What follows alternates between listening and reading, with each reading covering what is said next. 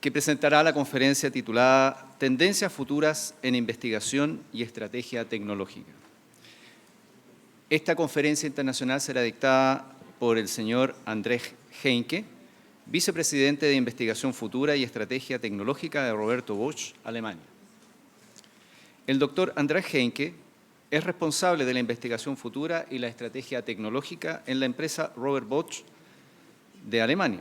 En ese rol, entre otras cosas, prepara anualmente el Bosch Megatrends Report.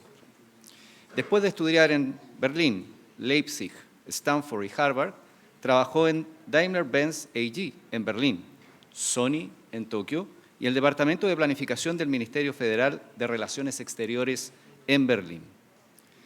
Aparte de su labor como vicepresidente, dirige el Centro Steinbiss de Visión Corporativa que asesora a gobiernos y corporaciones. Dentro del marco de su labor, viaja por el mundo y hace suposiciones plausibles para desarrollos futuros. Y para hacerlo conoce a expertos, escucha opiniones, recopila impresiones y las utiliza para crear tesis sobre el futuro. Para dar inicio a esta conferencia, dejo con ustedes al doctor Andrés Heinke.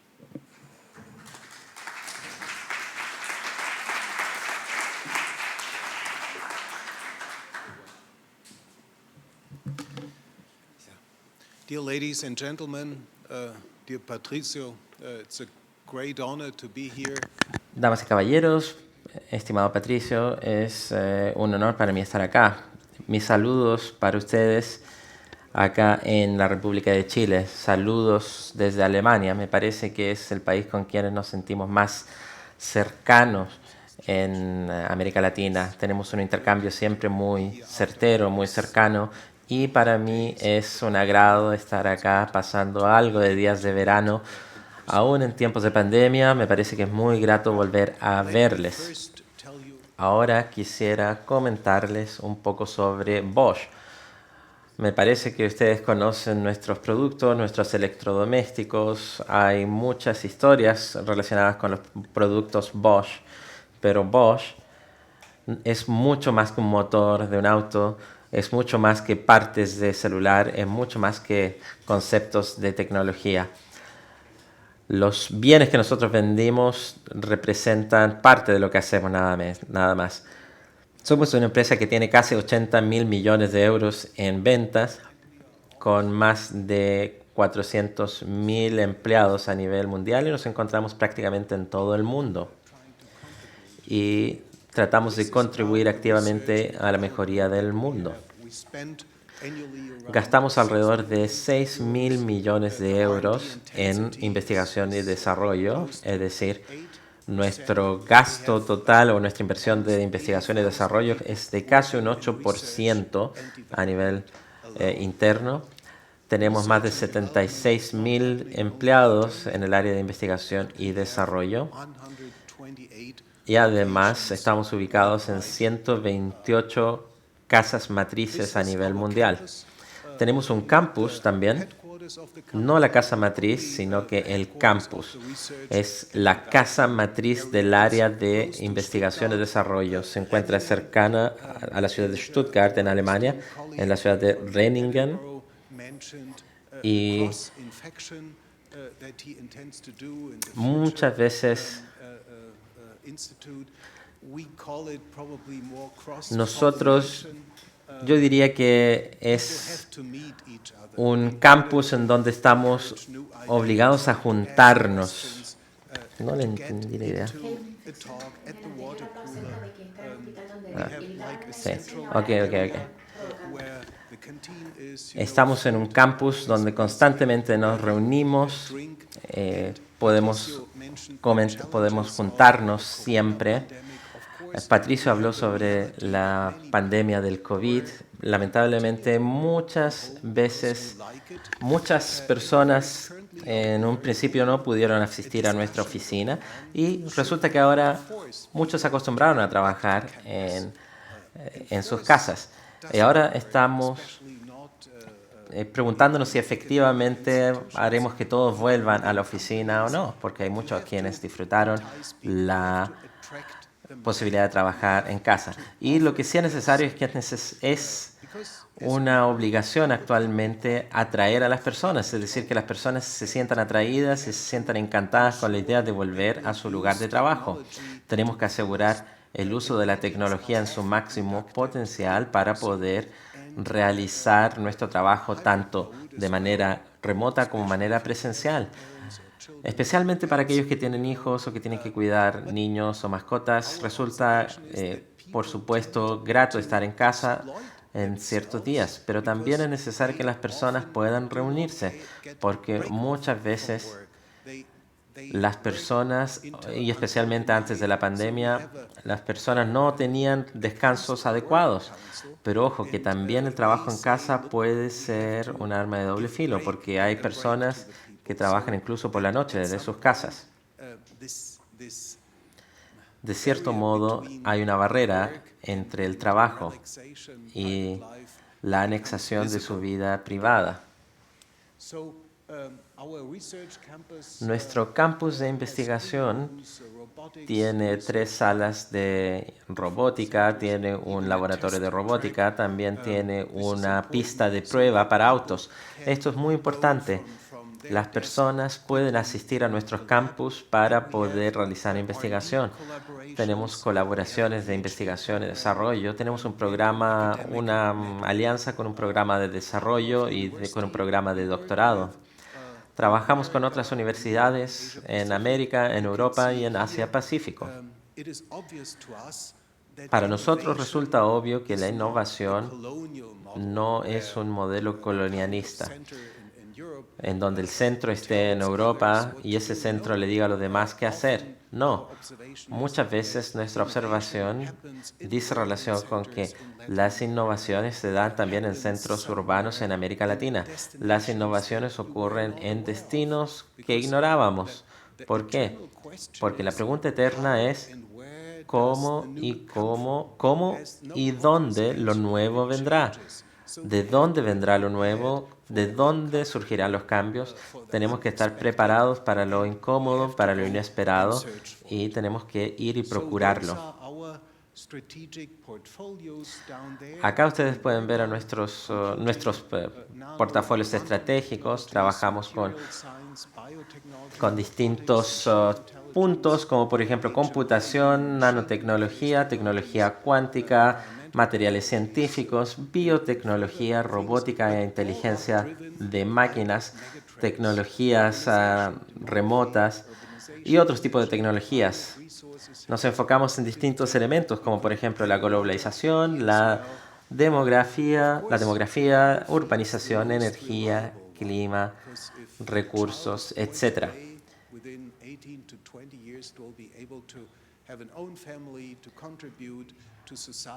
Los niños y las familias siguen existiendo, y esto es muy importante que lo entendamos, porque la demografía del mundo va a seguir evolucionando y los niños van a necesitar muchas de las cosas que nosotros vamos a desarrollar en el futuro. Nosotros trabajamos mucho con ingenieros, como ustedes lo saben. Muchas veces los ingenieros no pueden prever eventos de demografía o de globalización o de política. Y por ende nosotros tenemos que estar abiertos a entender cambios. Tenemos que despojarnos de la arrogancia, por así decirlo, porque una persona puede ser un físico de mucho renombre y una persona puede pensar que los demás no están a su nivel intelectual.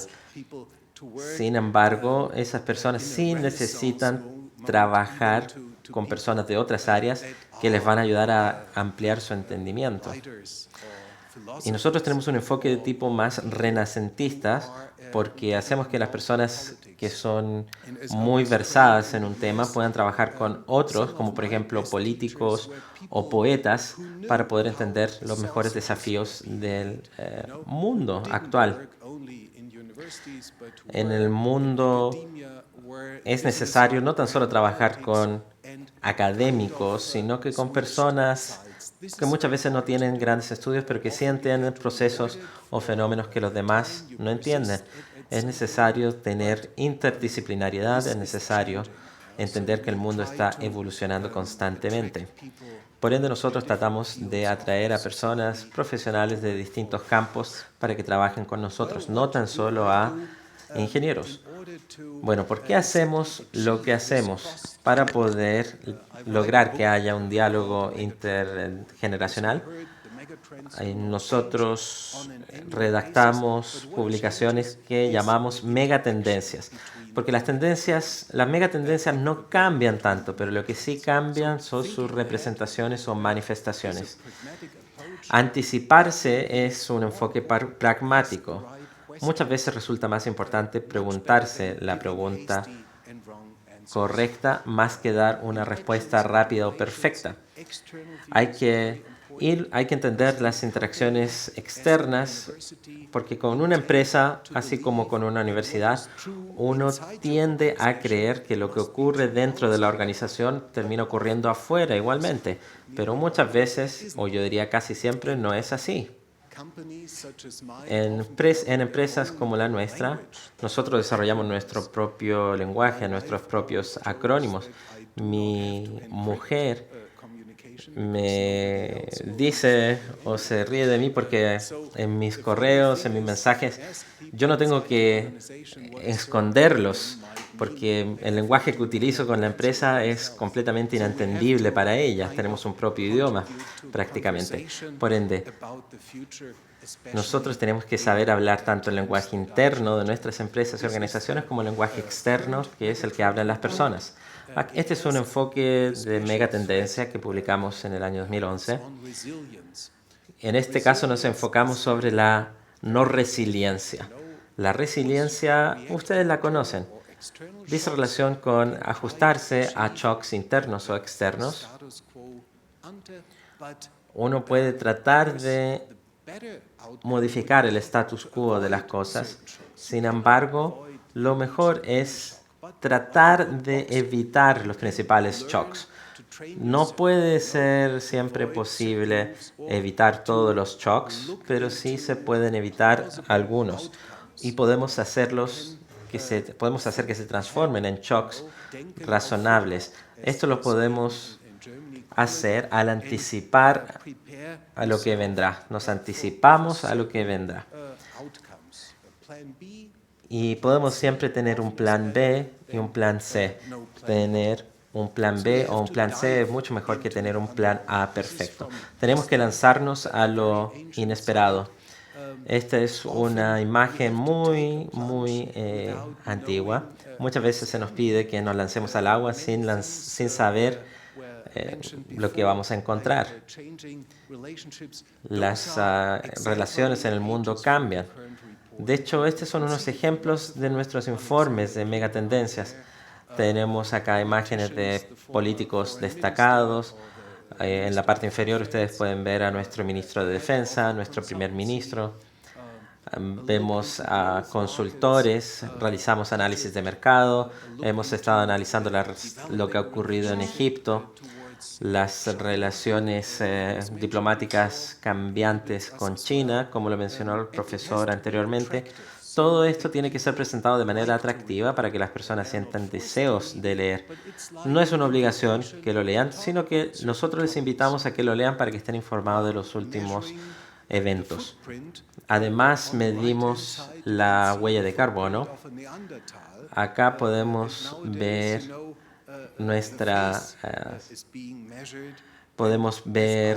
cómo no tan solo medimos la huella de carbono, sino que nuestra huella de nuestros antepasados también podemos medir las características del rostro humano. Pasando a otro tema, en el año 2019 pude ir a China y me di cuenta de que en el terminal había información en pantalla táctil que solamente al reconocer mi rostro me daba información sobre mi vuelo. Esta información puede ser útil, pero también puede ser dañina. ¿Cómo va a ser el futuro de la democracia si alguien puede reconocerte por el rostro, que estás en el aeropuerto y que en el futuro se pueda anticipar a ciencia cierta cuáles son tus ideas y por ende cómo vas a votar, lo que vas a recomendarle a tus conocidos, a dónde vas a vacacionar. Si todo eso se puede anticipar, vamos a vivir en un mundo donde la democracia va a estar en peligro. Además, debemos entender la relación entre la tecnología y también los cambios sociales.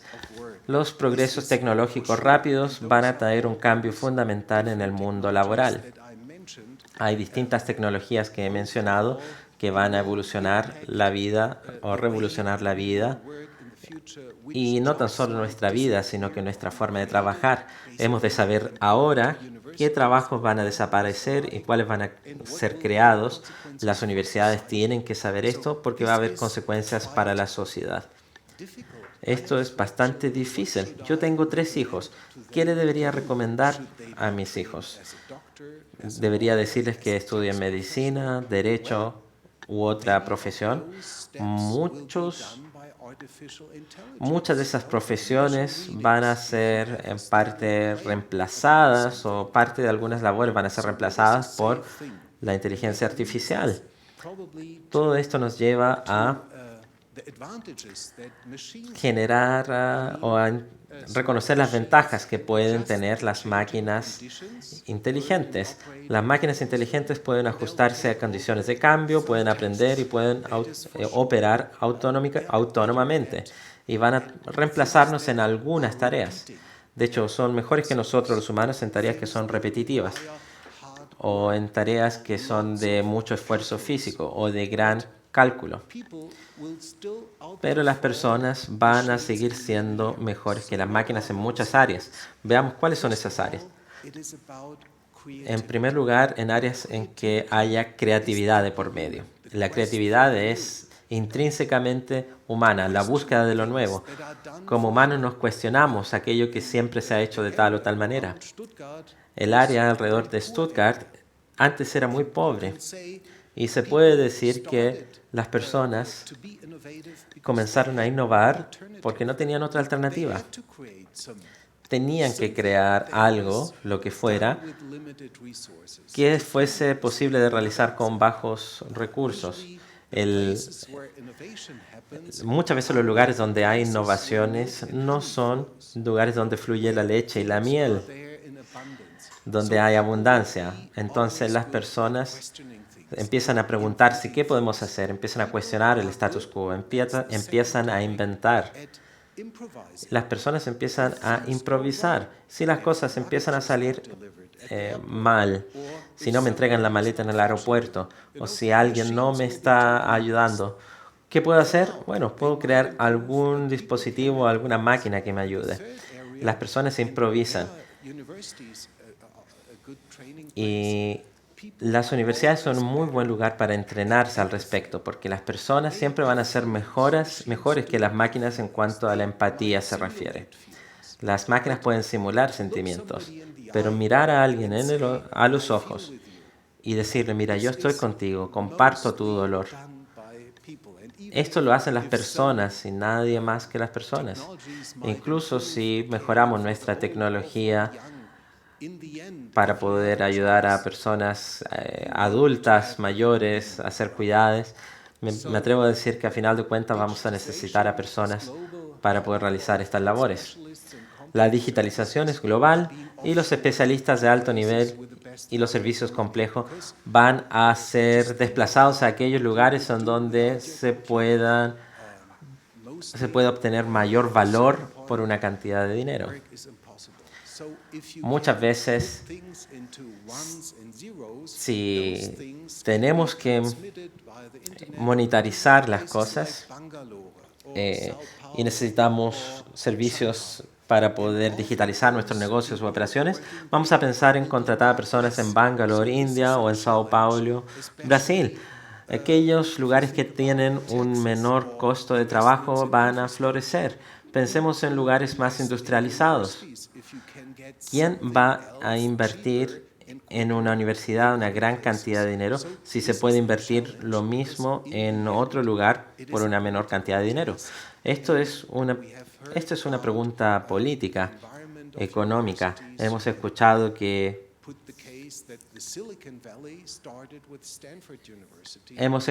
bastante que el Silicon Valley de California empezó con la llegada de la Universidad de Stanford.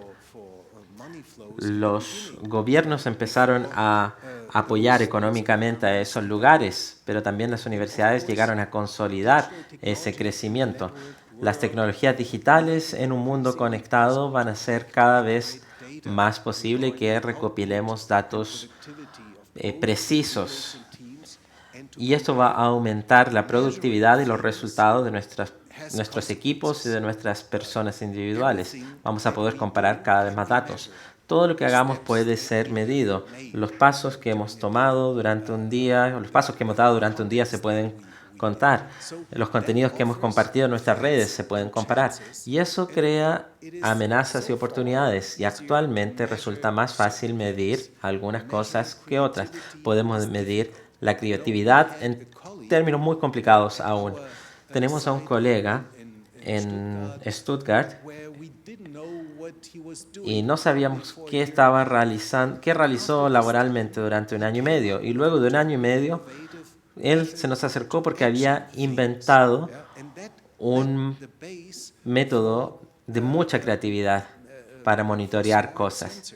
Y fue la clave para poder crear sensores inteligentes, y creó algo nuevo. Pero si hubiésemos medido su trabajo durante un año y medio, no habríamos encontrado nada. Por ende, los resultados son importantes, pero también lo es la confianza. Tenemos que confiar en gran medida en cada persona. Y los algoritmos van a poder reemplazar a algunos ejecutivos en algunas empresas o en algunas universidades, sobre todo en lo referente con la coordinación de trabajo.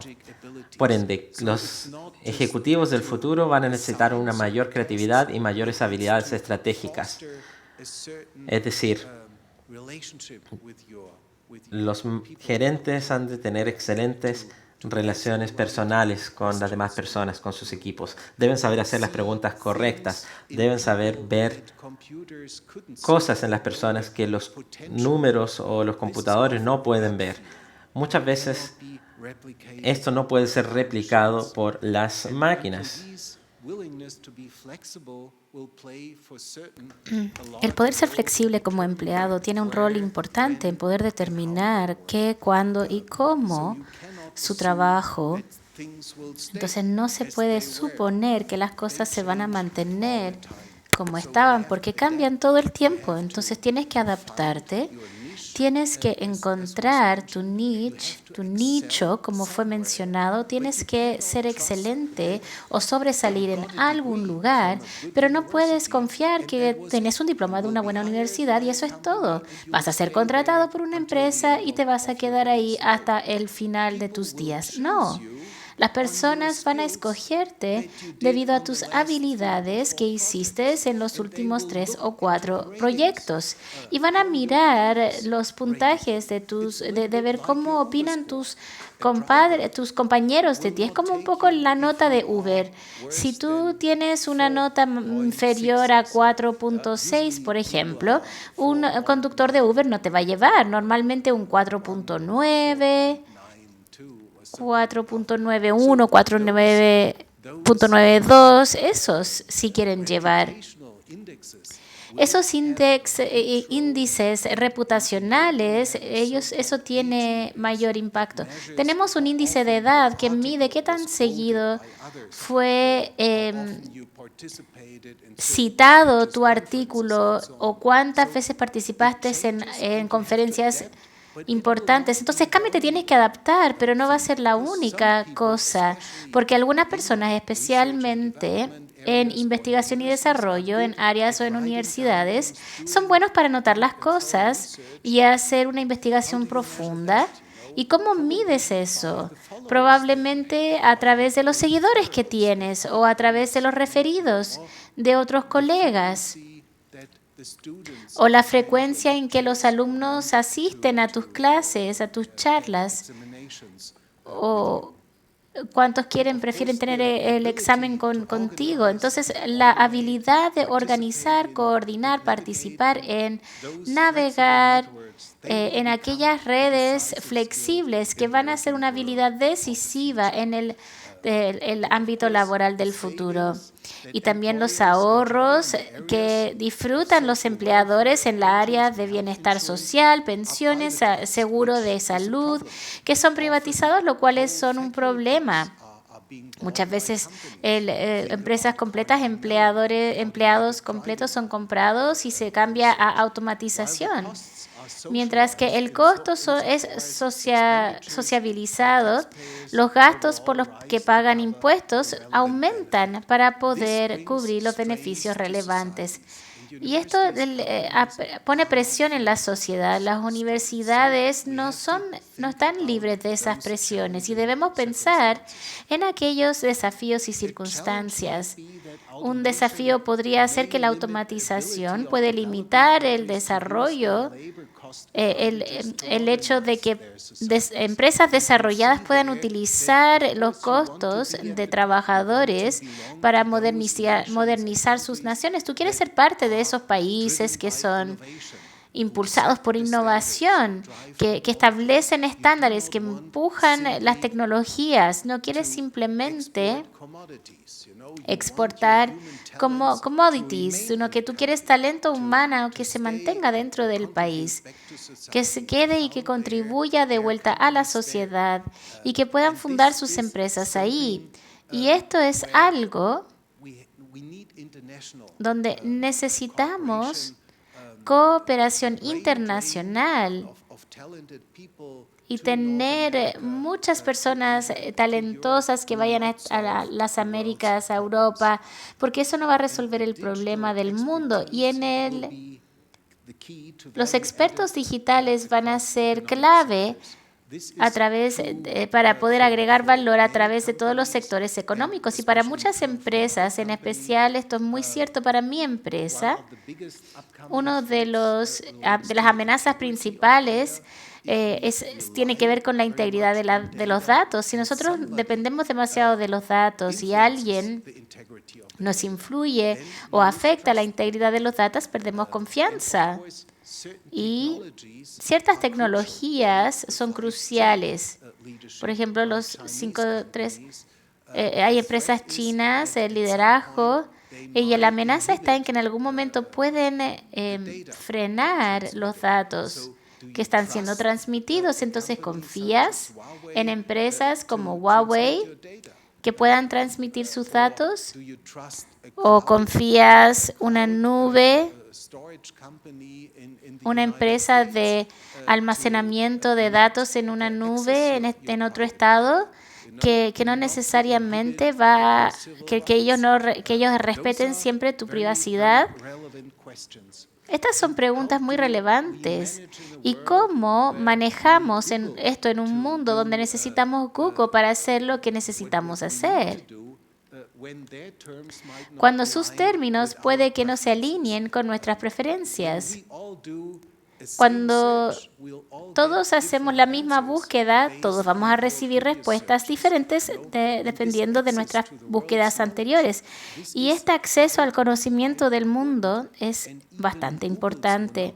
Incluso el monopolio de Google está siendo amenazado ahora por una nueva tecnología llamada GPT Suite, ofrecido por una inteligencia artificial abierto, que es una búsqueda es completamente diferente y donde la inteligencia artificial ofrece soluciones donde podrías tal vez pasar solo unos segundos comparado con muchas horas. Y esto claramente es un desafío bastante relevante para el trabajo que hacen los alumnos y para los trabajos que deben escribir. Si tienen acceso a GPT gratuito, ¿cómo puedes demostrar que esto fue hecho por el alumno y no por algún tipo de inteligencia artificial? Así que el plagio se va a convertir en algo muy relevante en empresas, universidades, y debemos desarrollar la tecnología que diga que esta es la contribución del individuo y fue realizado por una tecnología como GPT-3. En especial cuando no puedes conocer las fuentes de GPT. 80% puede que tenga razón, pero ¿qué de ese 20%? Y claro que hay sesgos dentro de la inteligencia artificial. Y esto es una habilidad que trato de proveer para mis hijos. Haz la pregunta correcta y no creas todo lo que se te presenta en YouTube o en Google o en diferentes canales. Así que me voy a saltar un poco ahora a través del resto. La movilidad está duramente impactada por los datos. También los vehículos se convierten en parte del Internet de las cosas y cambiará fundamentalmente si has manejado un vehículo últimamente. Claramente ahí está la navegación, la parte de entretención, los dispositivos de datos. Y si has visto los últimos vehículos, principalmente la parte virtual, los datos, está intentando dominar esos ambientes. Pero tiene que ver con que sobreviva el mejor en la industria.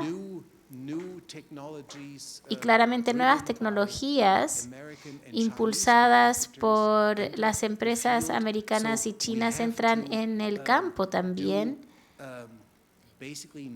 Entonces debemos conocer nuestras fuerzas, defender nuestros intereses.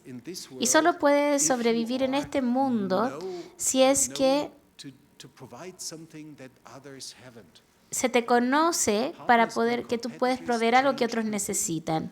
Entonces los competidores cambian rápidamente, pero esto no es un matrimonio de por vida y tal vez incluso sea el caso que tú cooperas con una empresa en un campo